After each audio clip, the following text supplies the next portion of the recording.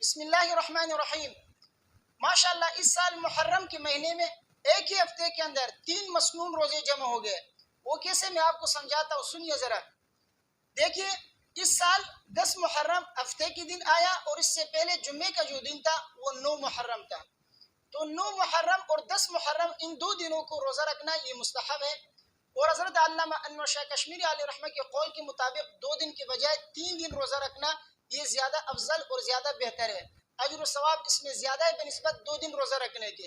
تو 9 اور 10 اور 11 ان 3 دنوں کو روزہ رکھنا یہ تو 10 محرم کا روزہ ہوا جو کہ مستحب ہے۔ اور اس کے بعد پیر کا دن آ رہا ہے اور پیر کے دن روزہ رکھنا یہ بھی مسنون ہے۔ نبی کریم صلی اللہ علیہ وسلم پیر کے دن اور جمعرات کے دن روزہ رکھا کرتے تھے، تو اس لیے پیر کے دن بھی روزہ رکھنا یہ مسنون ہوا۔ اس کے بعد پھر ایام بیز کے روزے آ رہے ہیں، منگل، بدھ اور جمعرات، یہ 3 دن جو ہے ایام بیز کے ہیں۔ تو ان 3 دنوں کو روزہ رکھنا یہ بھی مسنون ہے، یہ ایام بیز کے روزے کہلاتے ہیں۔ اور یہ نبی کریم صلی اللہ علیہ وسلم ہر مہینے کے ان 3 دنوں کو 13ویں، 14ویں اور 15ویں تاریخ کو نبی کریم صلی اللہ علیہ وسلم روزہ رکھا کرتے تھے۔ تو لہٰذا یہ پورا ہفتہ جمعے کے دن سے لے کر جمعرات کے دن تک یہ پورا ہفتہ جو ہے مسنون روزوں کا ہفتہ ہے۔ تو ہمارے لیے بہترین موقع ہے کہ اس ہفتے کے اندر ہم تینوں مسنون روزوں پر عمل کریں۔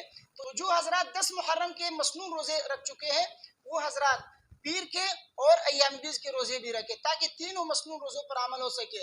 اور جو حضرات 10 محرم کے مسنون روزوں پر عمل نہیں کر سکے، وہ کسی وجہ سے 10 محرم کے روزے نہیں رکھ سکے، تو پیر کے دن کے روزے رکھے، یہ بھی سنت ہے۔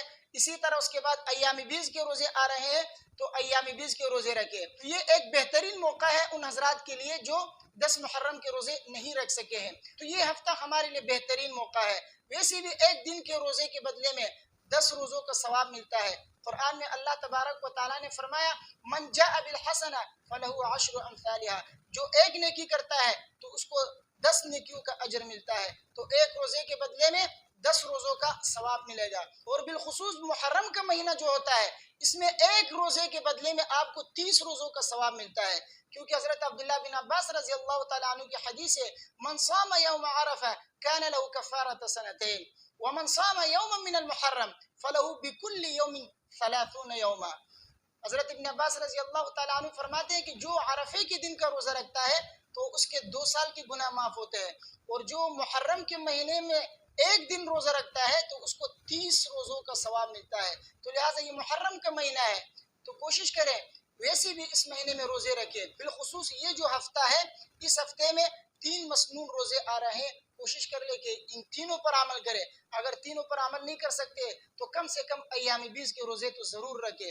یہ ہفتہ اللہ نے ہمارے لیے ایک بہترین موقع دیا ہے اس ہفتے میں روزہ رکھنے کے لیے۔ تو اللہ تبارک و تعالیٰ سے دعا ہے کہ اللہ تعالیٰ ہم سب کو سمجھنے کی اور عمل کرنے کی توفیق عطا فرمائے، اور اس ہفتے کی جو مسنون روزے ہیں ان کو رکھنے کی توفیق عطا فرمائے۔